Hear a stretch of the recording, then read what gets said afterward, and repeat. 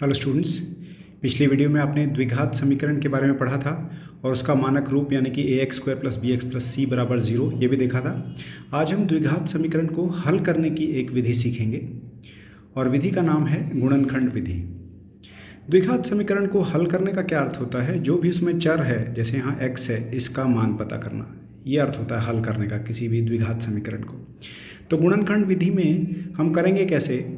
आप 9th class में बहुपद चैप्टर में सीख चुके हैं कि मध्य पद को विभक्त करके गुणनखंड कैसे बनाते हैं। वही गुणनखंड बनाने की जो विधि है वो यहाँ लगेगी। तो आइए मैं आपको समझाता हूँ कैसे करना है। मान लीजिए ये आपको x² - 3x - 10 = 0, इसको आपको हल करना है, यानी कि x का मान ज्ञात करना है।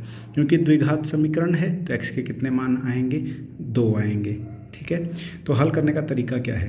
पहले आपने ध्यान रखना है कि x² वाला पद होना चाहिए, फिर x वाला होना चाहिए और फिर बिना x वाला होना चाहिए। ठीक है जी। फिर आपने करना क्या है? पहले पद और आखिरी पद को गुणा करना है, यानी कि x² × -10, x² × -10 हो गया -10x²। ठीक है जी। फिर आपके पास संख्या 10 है ना, जो इसके अभाज्य गुणनखंड बना लीजिए आप। गुणा करके जो आया संख्या में उसको अभाज्य गुणनखंड के रूप में देखना है आपने। तो 10 के अभाज्य गुणनखंड किए, 2 × 5 = 10, 5 × 5, 2 और 5 आ गए। अब आपने बीच वाला जो पद है, मध्य पद, उसको देखना, -3x है। -3x के ऐसे 2 भाग करने हैं जिनको गुणा करके -10x² आ जाए। ठीक है ना, जो पहले और आखिरी को गुणा करके आया था वही आ जाए, और जोड़ घटा के -3x आ जाए। यानी कि -3x के आपने 2 हिस्से करने।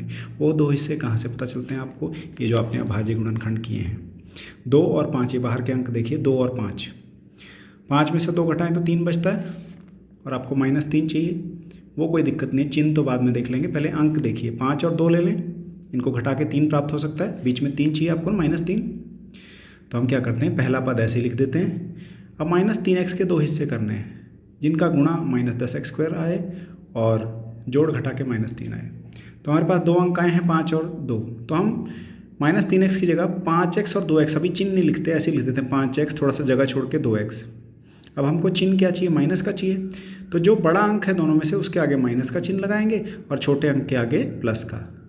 माइनस का चिन्ह चाहिए था ना हमें, तो जो बड़ा अंक था उसके आगे माइनस का लगा दिया। मैंने ऑरेंज कलर से इसीलिए समझाया आपको। जो बड़ा अंक है उसके आगे माइनस का लगा दिया, और जो छोटा अंक है उसके आगे प्लस का। माइनस का चिन्ह चाहिए तो बड़े अंक के आगे वो चिन्ह लगा दिया हमने। ठीक है, अगर दोनों संख्याएं ये दोनों बराबर हो ना, तो जो यहाँ चिन्ह चाहिए वही दोनों में लग जाएगा, वो मैं आगे समझाऊंगा आपको। -3x की जगह -5x + 2x लिख दिया। मध्य पद को हमने विभक्त कर दिया 2 भागों में, ये पद ऐसे लिख दिया। अब हमने देखना है पहले 2 में कॉमन क्या है, उभयनिष्ठ क्या है, कॉमन क्या है, और इन दोनों में कॉमन क्या है। अगर तो आपको ऐसे देख के पता चल जाता है तो बहुत अच्छी बात है। नहीं पता चलता तो ऐसे लिखिए, x² को हम क्या लिख सकते हैं? x × x। 5x को 5 × x, 2x को 2 × x, 10 को 2 × 5, ऐसे लिख लिया। ऐसे कॉमन लेना बहुत आसान रहता है। इन दोनों में देखिए कॉमन क्या है, दोनों में क्या है?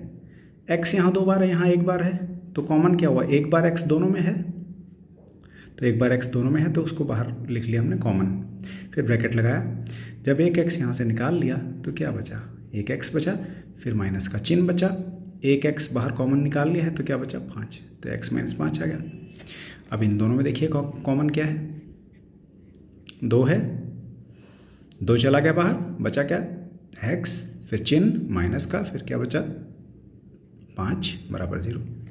अब देखिए ये दोनों सेम आ गए आपके, ये दोनों हमेशा सेम आने चाहिए।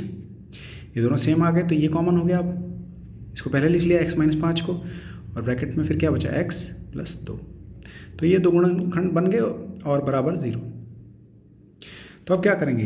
2 चीज़ों का गुणनफल बराबर 0 है, तो या तो ये 0 होगी या फिर ये 0 होगी, तभी गुणनफल 0 बनेगा ना। तो हम क्या लिखेंगे? या तो x - 5 = 0 है या x + 2 = 0 है। तो x - 5 = 0 है, तो 5 को -5 को उधर ले गए तो +5 हो गया, तो x 5 आ गया। और यहाँ +2 है, उधर ले गए तो 0 - 2 -2 हो गया। तो 2 आपके x के मान पता लग गए।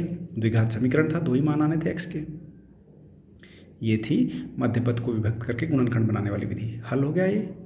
चलिए आपकी प्रश्नावली 4.2 देख लेते हैं, वो भी इसी पर बेस्ड है।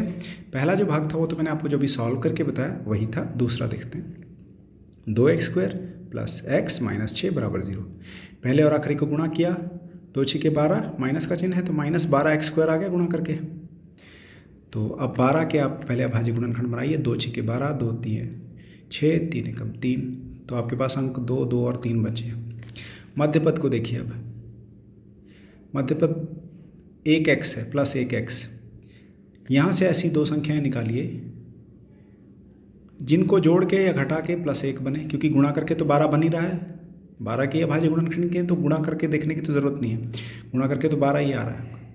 तो दो ऐसी संख्याएं निकालिए इनमें से जिनका आप जोड़ या घटा करें तो +1 आए। तो मैं आपको बता दूं कैसे लेनी है। 2 × 2 4, 4 हो गई एक संख्या और एक 3, तो हमारे पास दो संख्याएं क्या हो गई, 4 और 3। 4 और में से 3 घटाओ, 1 आया, 1x ही चाहिए ना, तो हम क्या लिख देते हैं बीच में, पहले पहला पद ऐसे लिखा, फिर 4x और 3x लिख दिए बिना चिन्ह के। अब हमें चिन्ह कौन सा चाहिए था, प्लस का चिन्ह चाहिए था, तो दोनों में बड़ी संख्या के आगे प्लस का लिखा, दूसरी के आगे माइनस का लिखा, और -6 ऐसे ही। अब हमने वैसे ही कर लिया जैसे पहले करा है, x² को x × x लिख लिया, 4 को 2 × 2 × x, -3 × x, 6 को 2 × 3। पहले दोनों में कॉमन क्या है, एक तो 2 दिखाई दे रहा है दोनों में, एक बार 2 है, एक और चीज़ है x, तो एक 2 और एक x कॉमन ले लिया। अब 2 और x कॉमन चले गए तो यहाँ क्या बचा, ब्रैकेट लगाइए, x बचा, प्लस का चिन्ह लगाया, 2 और x तो जा चुके हैं, क्या बचा है 2। यहाँ वाला चिन्ह यही रहेगा, जो यहाँ चिन्ह है वही लिख देना, माइनस। इनमें कॉमन क्या है, दोनों में 3 है, 3 लिख दिया। 3 चला गया तो क्या बचा ब्रैकेट में x।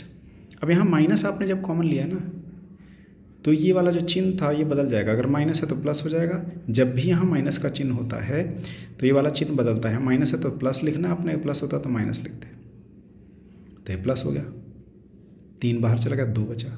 अब ये दोनों सेम आ गए, ये ज़रूर चेक करना आपने, दोनों सेम आ रहे हैं तो इसका मतलब ठीक कर रहे हैं आप। अब ये चीज़ कॉमन आ जाएगी, x + 2 और ब्रैकेट में क्या बचेगी, 2x - 3।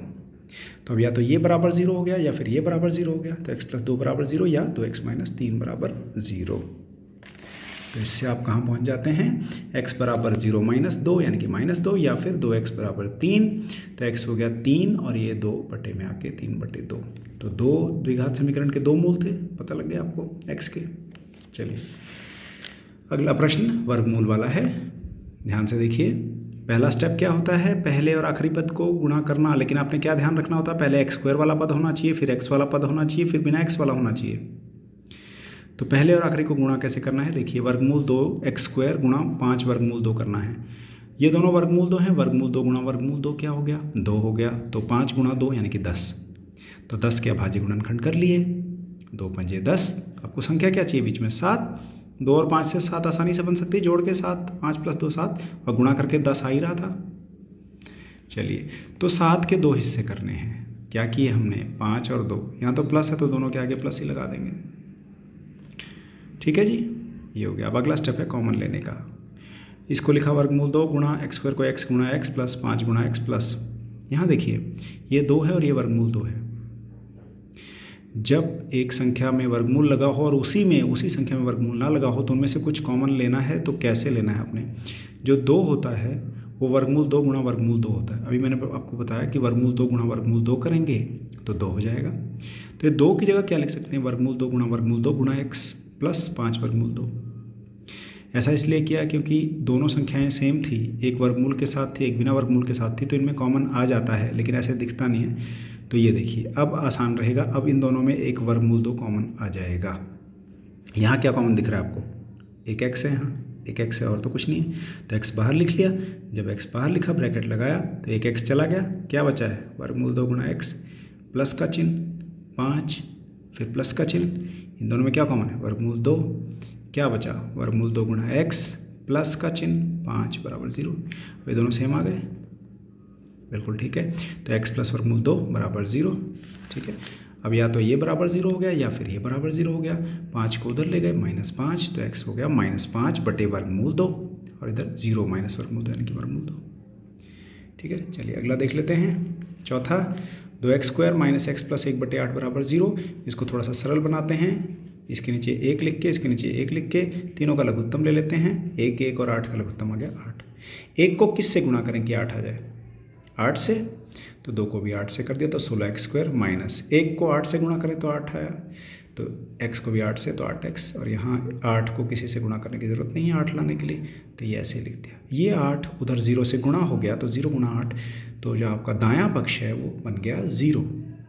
और वही प्रश्न बन गया ये 16x² माइनस 8x प्लस 1 बराबर 0। पहले और आखिरी को गुणा किया 16x² आ गया, फिर उसके बाद 16 के अभाज्य गुणनखंड किए तो ये बन गए।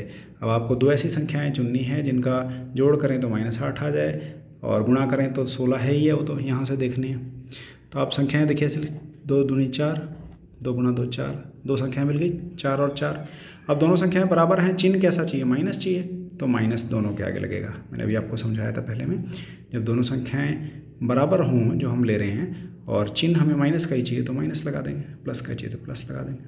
अब इन दोनों में कॉमन ले लिया, ये बन गया, ठीक है।